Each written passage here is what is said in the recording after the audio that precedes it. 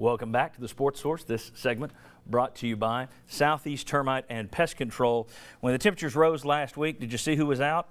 The termite swarmers, as they call them.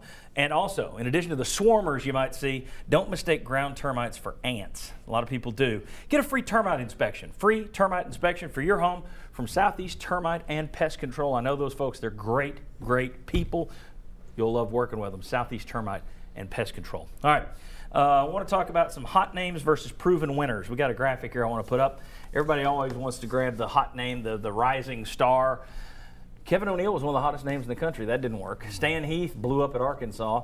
Anthony Grant, when Dave Hart was one of the guys to bring him to Alabama, he was a tremendous hot name. Didn't work. But you look at proven winners. Now you can make a case Bruce Pearl fits on both of those lists. But Ray Mears from Wittenberg College, which would be D2 or D3 now. Bruce Pearl built his name at Southern Indiana, D2. Bo Ryan built his career at D3 Platteville. The reason I bring that up is there's a guy at LMU. We can switch to there. Here we go. Josh Schertz is up there right now. They'd won 39 games before he got there in the 5 seasons prior. He's won 70 and 44 since then. He's winning 80% of his games. Won the Coach of the Year award last year.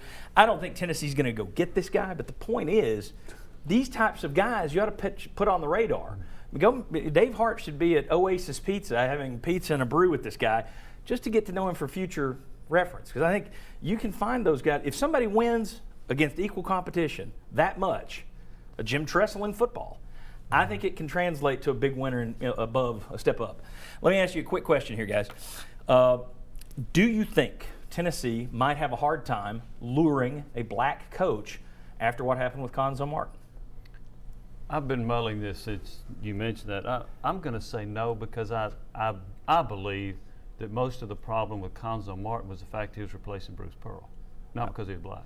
I agree. That's not what I'm saying. I want to make it very clear. That's not what I'm. Yeah, but people are going to hear what you said and think that's what I'm saying, and that's not what I'm saying. I'm saying, would there be a black coach out there who would call Cuonzo Martin, and then what is the response from Cuonzo? Does he say it was just Pearl, or does he think there were other racial things going on? I don't know what he's going to say, but I think. But getting to what I was trying to say, I think he's going to say it's because he's replacing Bruce Pearl.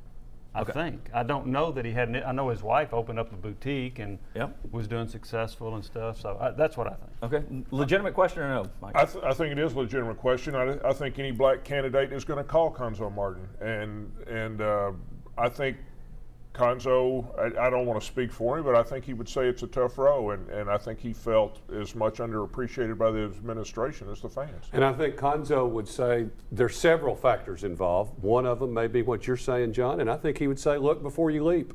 Be very careful about that. Mark, would an African-American coach call Cuonzo Martin for his take on this? Oh, yeah, definitely. He'll call him and ask him, and I think, we don't know what Cuonzo would say, but those conversations, regardless, black or white, whoever gets hired is going to call and ask Cuonzo of the environment, because they too are going to have to deal with the Pearl stuff as well. Yeah, exactly. All right. When we come back, how good is the Tennessee job? Will UT hire a named coach? We'll cover all that. Come on back on the Sports Source.